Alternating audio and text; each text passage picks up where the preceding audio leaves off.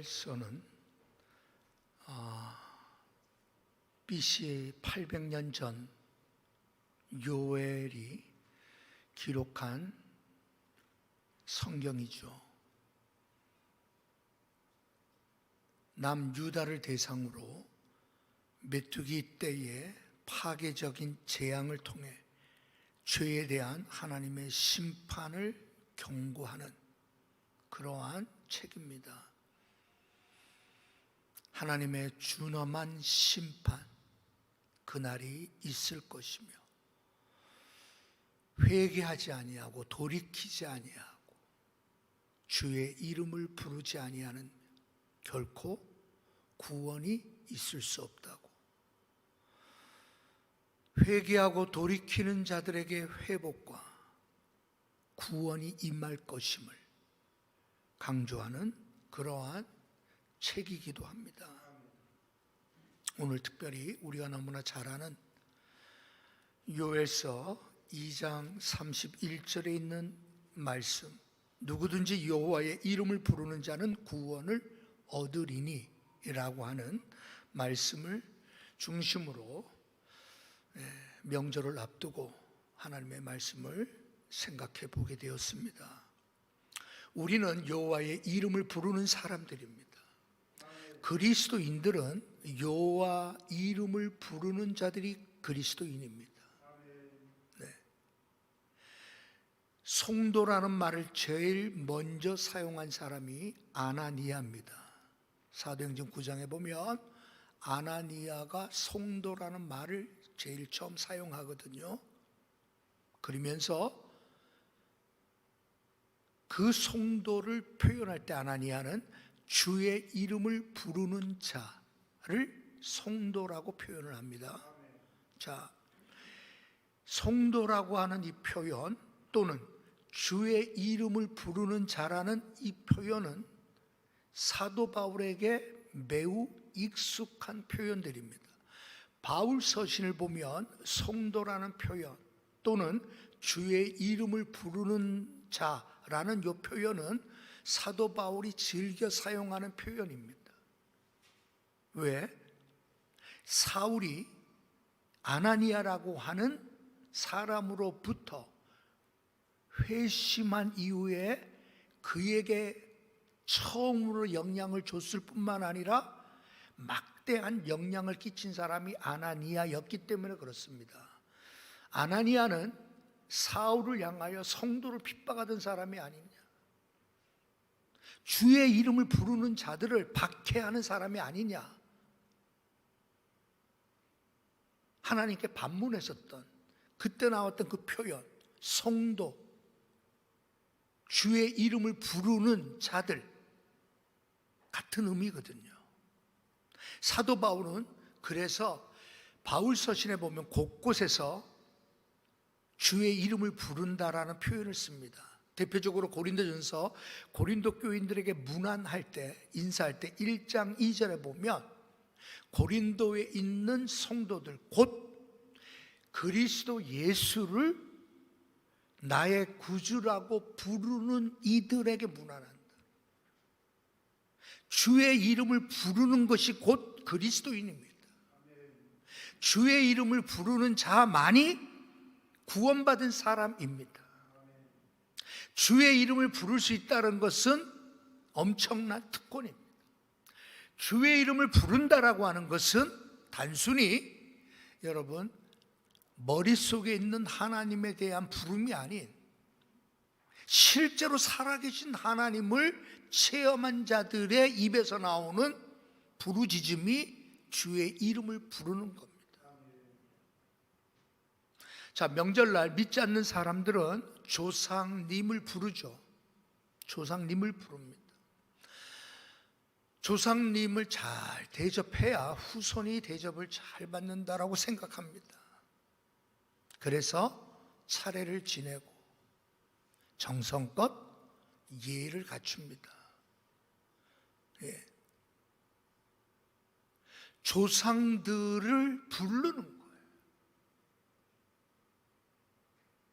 그러나 우리는 조상님들을 부르는 것이 아니라 우리는 하나님을 나의 아버지라 부르는 자들이, 예수를 나의 구주라고 부르는 자들이.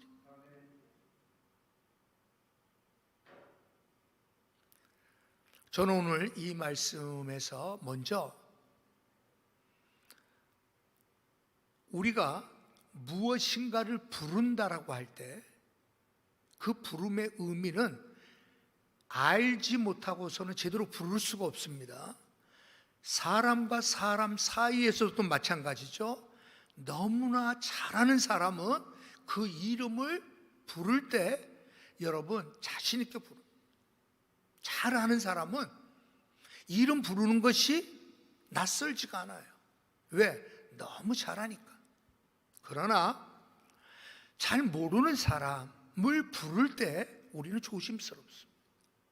편하지 못합니다. 자유롭지 못해요. 주의 이름을 부른다라고 하는 것, 요엘서는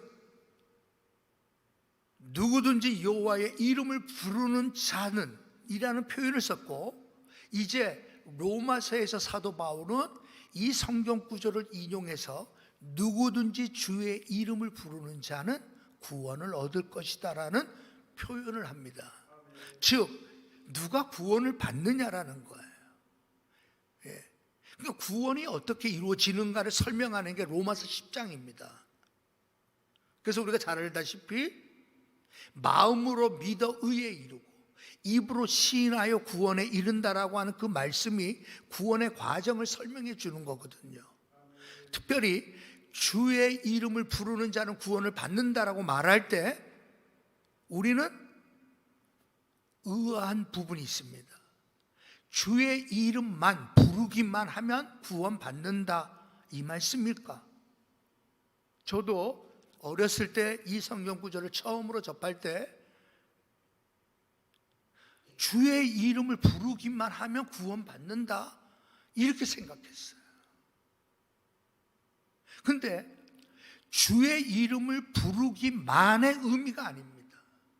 이 말씀은 주의 이름을 부른다라는 것은 믿음이 없이는 부를 수 없는 이름이 주의 이름이라는 거예요.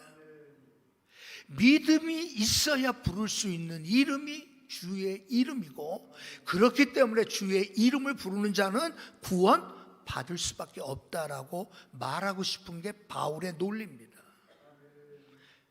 누구든지 주의 이름만, 그냥 이름만 부른다고 해서 구원받는다, 아니라는 거예요. 그분이 예수라고 하는 그분의 이름이 무엇임을 아는 것을 말하는 거예요. 여러분, 이름이라는 것은 뭐죠? 총체적인 그를 나타내는 모든 겁니다. 이름 속에 그의 모든 것들이 다 들어있어요. 누구 이름 되면 그분은 어떤 분이지? 그래, 그분 정말 존경할 만한 분이야.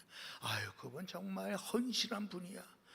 그분 참 사랑 많으신 분이지. 그분 참, 우리 이러죠. 어떤 사람 이름만 되면 그 사람 입만 열면 거짓말하는 사람이야.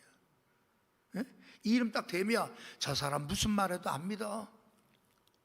이름 되면 저 사람 겉과 속이 다 다른 사람이야. 그럴 수 있잖아요. 이름만 딱 듣고 그 사람 말이라면 무조건 들어야 돼. 여러분, 예수의 이름을 믿는 거예요. 그 말의 의미는 그분이 하신 말씀과 그분이 행하신 모든 일들을 믿는다라는 거예요. 여러분, 그 믿음이 있기에 주의 이름을 부른다라는 뜻이에요. 성경 말씀 가운데 우리가 잘 아는 말씀 가운데 이런 말씀이 있습니다. 그 에베소서에서 사도 바울은 이렇게 이야기합니다. 예수님의 이름에 대하여 표현할 때 어떻게 표현하는가 하면, 이름으로 하나님이 그를 지극히 높여 모든 이름 위에 뛰어난 이름을 주사 하늘에 있는 자들과 땅에 있는 자들과 땅 아래에 있는 자들로 모든 무릎을 예수의 이름에 꿇게 하시고 모든 입으로 예수 그리스도를 주라 시인하여 하나님 아버지께 영광을 돌리게 하셨느니라 라고 이렇게 말씀하죠. 빌립보서군요. 빌립보서 2장에서. 그죠? 자, 여러분, 예수 그리스도의 이름은 우리로 하여금 무릎 꿇게 하는 이름이에요. 예수 그리스도의 그 이름 하면 나의 주라고 시인할 수밖에 할 수 없는 이름이 그 이름이라. 여러분, 이 이름을 부른다라는 것은 뭐예요? 이 이름을 내가 믿는다라는 거예요. 그러니 여러분 생각해 보세요. 믿음이 뒷받침되지 않고는 주를 부를 수가 없어요. 이해되시죠? 요엘은 당시 타락한 남유다 백성들을 향하여 여호와의 이름을 부르는 자는 구원을 얻을 것이다라고 말씀할 때 똑같습니다. 회개하지 아니하고 돌이키지 아니하고 여전히 우상과 세상에 푹 빠져 살면서 안식일 날이 되었다고 해서 여러분 성전에 찾아와 주여라고 부른다고 해서 구원받는 게 아니라는 거죠. 여호와의 이름을 부른다라고 하는 것은 그분 존재 자체를 나는 믿는다라는 거예요. 그분의 말씀과 그분이 행하신 그 모든 일을 나는 믿는다라는 거예요. 여러분, 그 이름에서 나오는 것이 그 이름을 부르는 거예요. 그러니 믿음이 있는 사람이 부르는 모습과 건성으로 부르는 소리는 확연히 차이가 납니다. 흔히 여러분 영혼이 없는 말 뭐 이런 거 우리가 표현들 우리가 듣곤 하죠. 영혼이 없어요. 말에 진실성이 담겨 있지 않다 이 말입니다.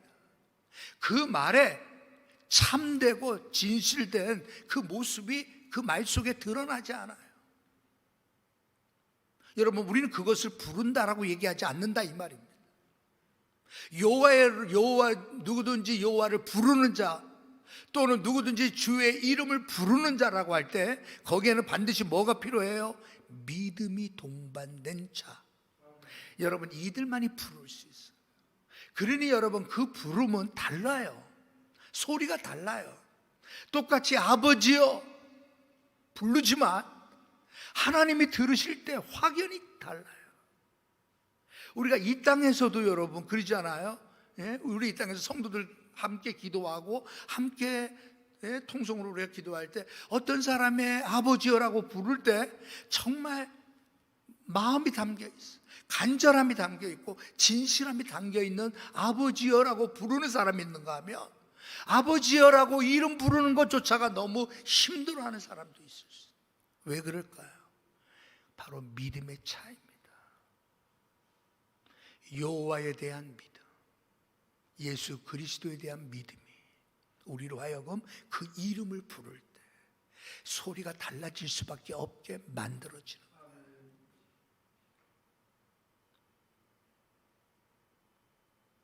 여러분, 운다고 해서 여러분 정말 똑같은 다 눈물 아니잖아요. 악어의 눈물도 있잖아요. 슬퍼한다고 해서 여러분 다 똑같이 슬픔을 여러분 다 똑같은 감정을 가지고 하는 건 아니에요. 정말 슬픔은 여러분 그 소리를 들어보면 알아요. 애절한 슬픔.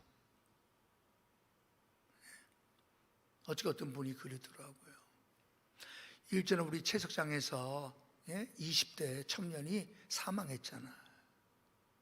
그러니까 알고 봤더니 이제 이 동네 사람이라고 이제 얘기를 해주더라고. 그러면서 자기가 그 아버지를 잘한다는 거예요. 그 아들을. 그 아버지가 그 아들이 이제 그 바위 같은 거 이거 돌을 깨야 되니까 구멍을 뚫어서 화약 집어넣고 막 이 기술을 가르쳐 준 거예요. 근데 이 기술이 월급이 한 2천만 원 된대요. 그러니까 위험하니까 그러겠지. 그리고 또 이런 기술을 그렇게 많지 않대. 바로 이제 그 청년이. 이제 그러면서 그 아버지가 자기에게 울면서 그런다. 내가 아들을 죽였다고. 내가 아들을 죽였다. 아들을 내가 죽였다. 아니 내가 하필이면 그 아들에게 왜 그 기술을 가르쳐줬는지, 내가 왜 그 기술을 배우게 했는지, 그러면서 이름을 부르며 울더라는 거예요. 여러분, 그 슬픔은 진짜잖아요.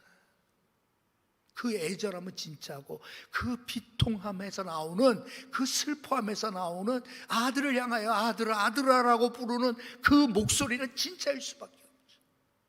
들어보면 알잖아요. 세상 사람들도요, 나름대로 들어보면 대충은 알잖아요. 저 사람이 건성인지 아니면 저 사람이 진심인지 알잖아요. 그러니 여러분, 건성인 사람이 아무리 발버둥 쳐도 진심이 통해질 리가 없어요. 왜? 저 사람은 쇼하는 사람이에요. 저 사람 그럴듯하게 보이려고만 하는 사람이라는 게 여러분 한번 찍히면 바뀌어지지가 않잖아요. 참 저 사람은 어진 사람이야. 저 사람 진짜 진실한 사람이야. 저 사람은 법도 없어도 살 사람이야. 여러분, 그런 사람이 되면 무슨 말을 해도 다 고개를 끄덕인다 이 말. 오늘도 아버지여라고 우리가 부를 때 뭐가 중요해요?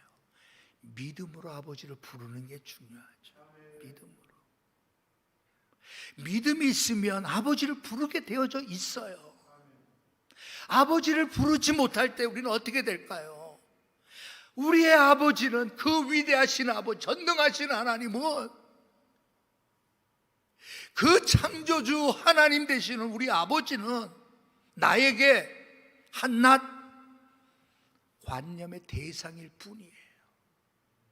그래서 저는 언젠가 김준수 시인의 꽃이라는 그 시를 한번 인용한 적이 있었잖아요. 오늘 말씀을 이렇게 묵상하면서 또다시 떠오른 거예요. 내가 그의 이름을 불러주기 전에는 그는 다만 하나의 몸짓에 불과했었다라는 거예요. 그죠? 내가 그 이름을 불러주기 전에는 단지 하나의 몸짓에 불과한, 아무도 관심 갖지 않고, 아무도 생각지 않고, 아무도 돌보지 않고, 그러한 존재였지만 내가 그 이름을 불러 주었을 때 그는 나에게로 와서 꽃이 되어졌다라는 거죠. 하나님이 정말 나에게 꽃이 되어진 존재인가? 예? 아니면 내가 아버지라 부르는 그 하나님이 얼마나 위대하시고 얼마나 전능하신 그 하나님인데, 정말 그 하나님과 비교할 수 없는, 벌레만도 못한 나에게 그 하나님이, 그분의 존재가 꽃과 같은 존재로 내 삶 속에 가득 채워져 있는가 하는 거예요. 아버지를 부르지 않으면 우리는 단지 우리 머릿속에 있는, 우리의 그냥 신앙 고백 속에서 입으로만 고백하는 그 고백 속에만 있는 하나님으로 끝나버리죠. 그러나 정말 아버지를 부를 수 있는 자라고 한다면 이미 그 하나님이 내 삶 전 존재에 가득 채워져.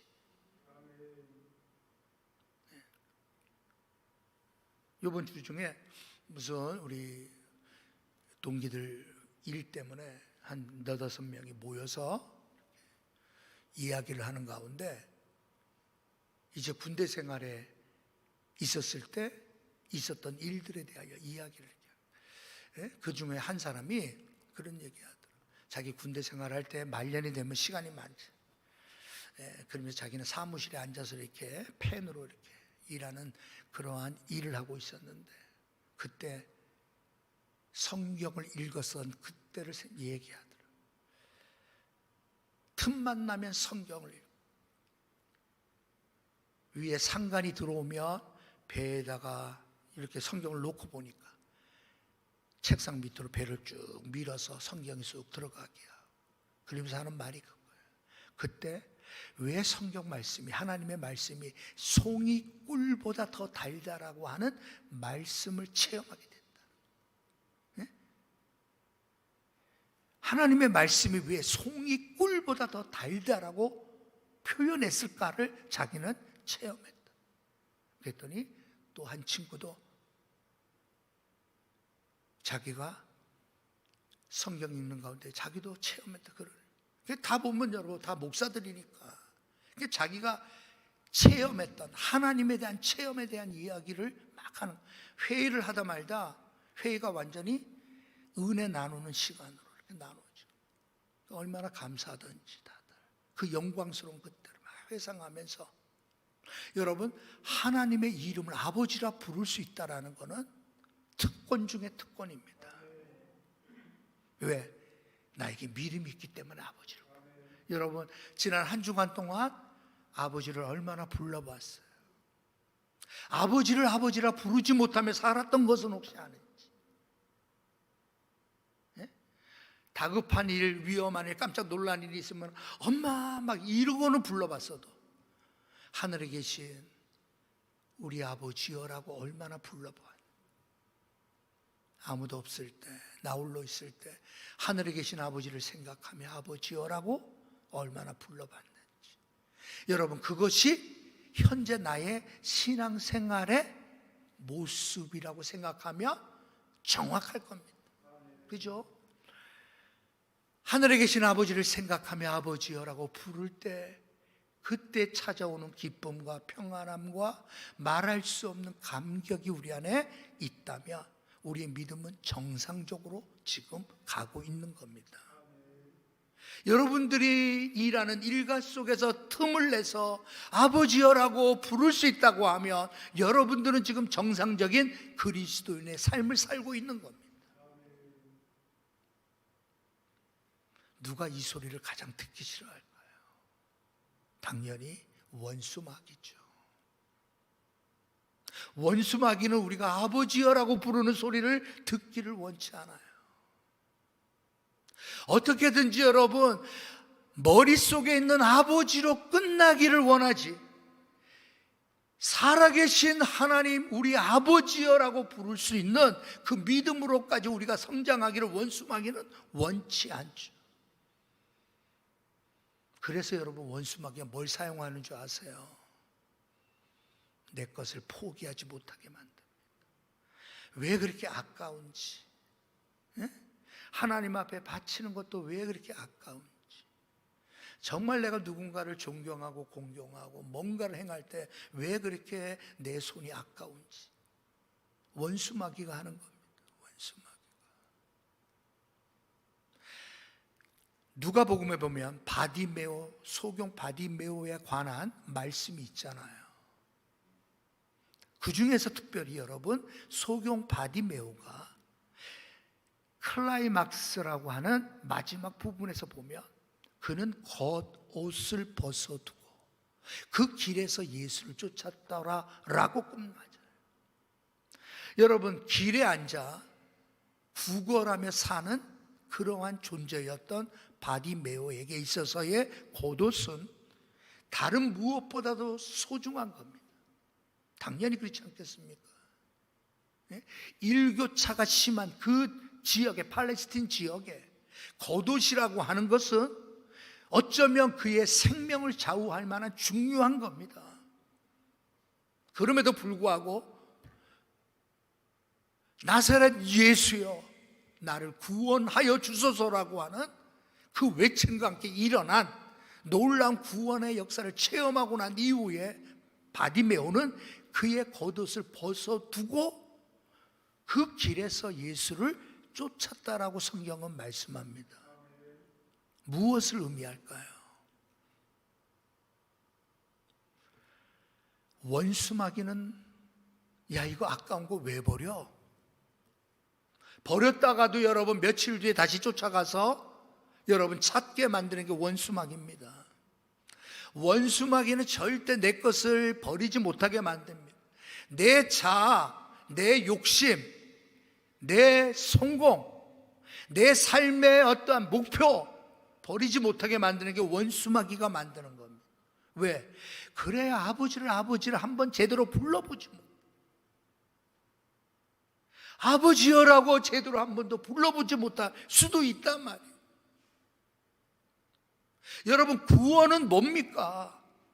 구원은 여러분, 아버지를 아버지라고 제대로 부르며 사는 삶이 구원받은 삶이란 말이에요.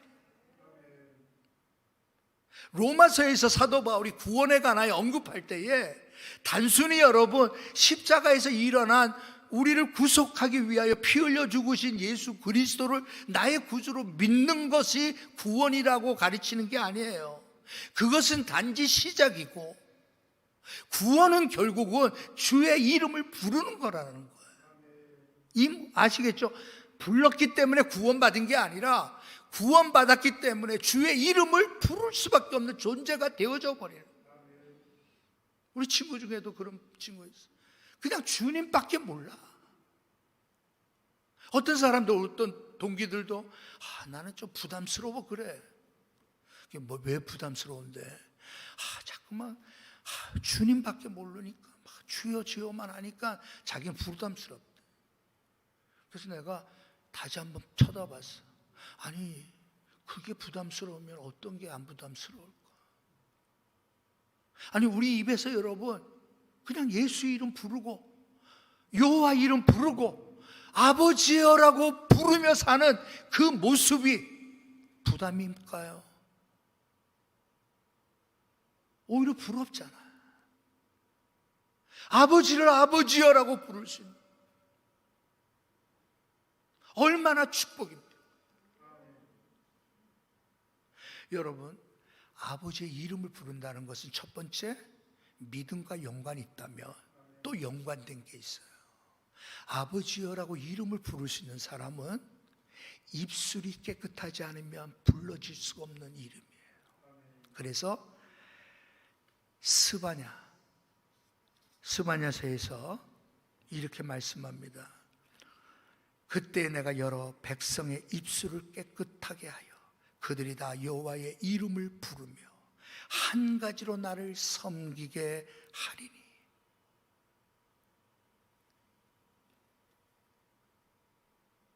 입술이 깨끗하지 않고서는 아버지를 부를 수가 없어.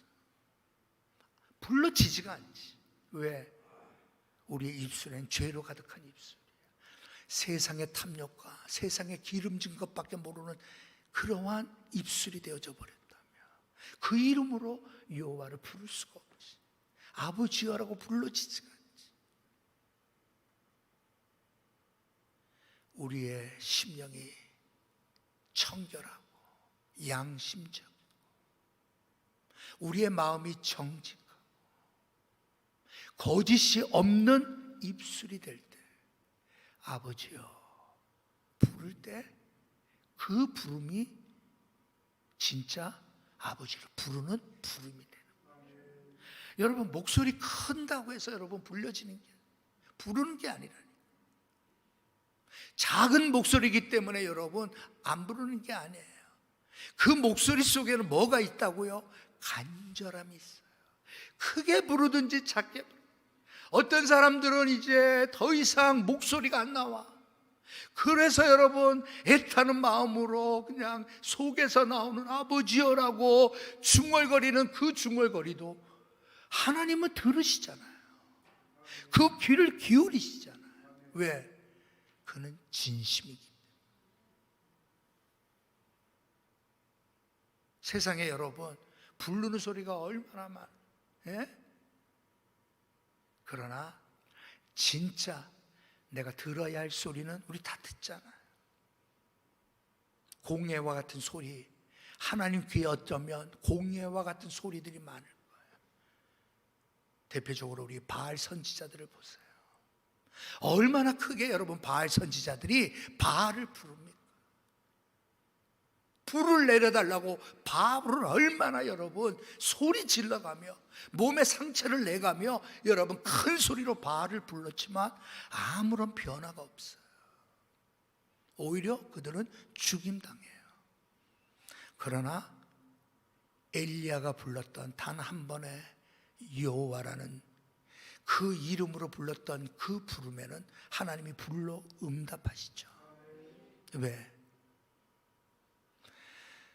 진심으로 부르는 부름 속에는 하나님의 응답이 있기 마련이기 때문에 그렇습니다. 우리가 아버지를 부를 수 있다는 건 특권이고요. 우리가 해야 될 것은 믿음이 동반돼서 진심에서 나오는, 그리고 그것이 끊기지 아니하는 부르짖음이 되기를 주님의 이름으로 축원합니다. 캘리포니아에 가면 유명한 갈보리 채플이라는 교회가 있다고 합니다. 저도 뭐 책에서 보고 소문으로 많이 듣고 뭐 이랬지만, 자, 그곳에 척 스미스라고 하는 유명한 목사님이 목회하시는 곳이, 자, 척 스미스 목사님이 초창기 때, 아주 옛날이죠, 어려울 때 너무 어려워서 생활비를 늘 걱정하고 그 생활비 때문에 빚을 지게 됐어요. 너무 힘드니까. 이 척 스미스 목사님이 하루는 내가 이 빚을, 아니 목사가 빚을 지고 산다니 이게 무슨 일인가, 차라리 내가 직장을 얻어서 내가 일해야 되겠다라는 생각이 들어요. 그러면서 정말 하나님을 향해서 원망하듯이, 아버지 이게 뭡니까? 며칠 뒤에 전화가 걸려왔어요. 친구로부터. 자꾸만 하나님께서 나에게 마음에 감동을 주시는데 척 스미스에게 $500를 주라라는 몇 번에 걸쳐서 하나님이 말씀하시는 것 같은 그러한 음성을 들었다는 것. 그때 척 스미스 목사님이 아주 옛날이에요. 그때 빚진 돈이 $480였다는 거예요. 그 친구의 그 전화로, 그 전화를 받는 순간 할렐루야 터져 나오더라고요. 할렐루야. 너무 기뻤어. 전화를 끊고 난 다음에 하나님께서 물으시더라는 거예요. 척 스미스야, 아니 뭐가 좋아서 할렐루야를 외치며 그렇게 좋아하냐, 기뻐하냐? 하나님 기뻐하죠. 아니 빚쟁이로 빚지고 어떻게 목사가 삽니까? 라고 내가 하소연했잖아요. 그랬더니 친구를 통해서 그 빚을 갚아주셨잖아요. 그러니 기뻐할 수밖에 없죠. 그럴 때 하나님께서 말씀하십니다. 그깟 $500 빚을 갚은 것 때문에 그렇게 기뻐하냐? 아니, 내가 너에게 약속한 말씀이 얼마나 많은데 너는 그것 때문에 이와 같이 기뻐한 적이 있었느냐? 라는 하나님의 말씀을 듣게 돼요. 회개하죠.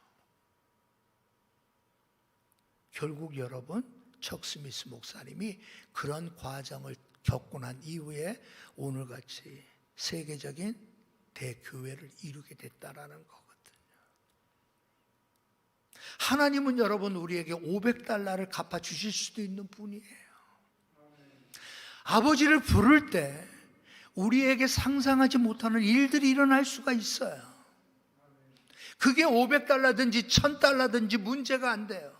정말 중요한 것은 나로 하여금 아버지라 부르게 하시는 그 하나님이 얼마나 부유하신 하나님인 줄 알기만 한다면 우리의 삶을 부욕해 주실 줄로 믿습니다. 그래서 사도 바울은 로마서 10장 12절에 그 말씀을 한 거예요. 우리를 주의 이름을 부르는 자로 불러주신 그 아버지는 부유하신 분이시다. 부유하신 그분이 우리를 부르셔서 아버지를 부르게 하셨다라는 거잖아요. 우리에게 왜 구원을 주셨습니까? 단순히 여러분 우리로 하여금 지옥 가지 아니하고 천국 가는 그러한 자격증을 우리에게 주신 게 아니에요. 우리에게 구원을 베푸신 분명한 이유는 우리가 살아 생전 주님의 이름을 마음껏 부르고 우리를 부욕해 하시는 그 하나님을 바라보며 그 하나님을 향하여 부르짖는 우리의 삶이 되게 하도록 우리를 불러주셨다는 말이죠. 여러분, 이것을 사도 바울은 구원이라고 표현하고 싶었던 거예요. 구원은 과거에 있었던 일로 끝나는 게 아닙니다. 갈보리산에서 있었던 과거로 끝나는 게 구원이 아니라 그것은 단지 시작일 뿐이에요. 그 구원은 계속 진행되고 있습니다. 그래서 여러분, 여기에서 부르다라고 하는 이 말은 에피칼레오라고 하는 헬라어인데, 이 말의 의미는, 부르다라고 하는 이 말의 의미는 여러분 현재 분사형으로 쓰여진 단어입니다. 그러니까 지금도 계속 일어나야 돼. 지금도 계속 불려져야 할, 오늘도 부르고 내일도 부르고 내가 숨 쉬는 날까지 계속 불러야 할 이름이 여러분 아버지라는 사실, 주님이라는 사실, 여호와 하나님이라고 하는 이 사실이 여러분 이것이 구원이라는 것을 말하고 있는 거예요. 결론을 맺습니다. 이제 여러분, 세상 사람들은 나 잘 되려고, 우리 자손 잘 되려고, 우리 후손들 잘 되려고 조상님 부르지 마. 우리는 우리를 부욕해 하시려고 우리를 불러주신 그분을 감격스럽게 부리며 사는 우리의 남은 인생 되기를 주님의 이름으로 축원합니다. 그 이름을 부를 때 하나님께서 놀라운 은혜를 부어주실 것이고 놀라운 역사가 나타날 줄로 믿습니다.